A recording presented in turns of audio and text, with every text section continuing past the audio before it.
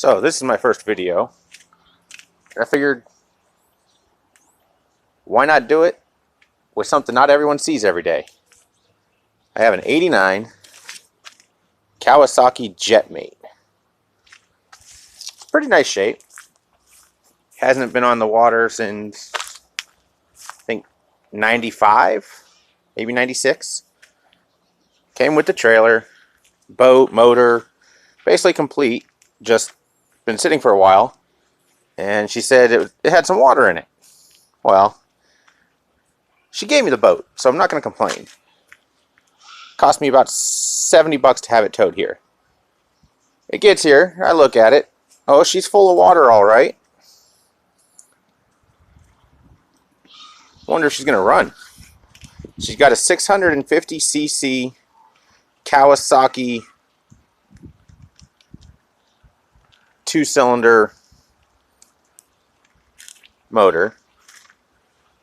Weirdest control ever. Little joystick. But completely full of ice. We're going to go through and try to see if we can get it de-iced, cleaned up, and running.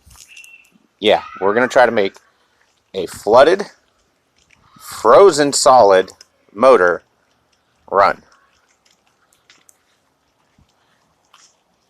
But the seats are in nice shape. They're sitting over there, and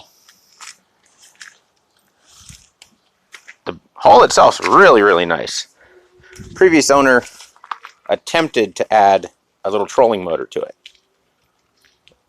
Didn't think about the fact that the big hole in the bottom of the boat wouldn't really let you float very well. But I haven't seen very many of these around.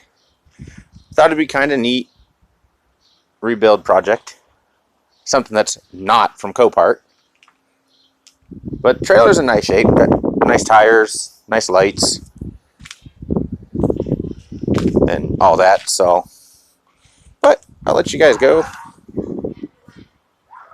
and keep you all updated.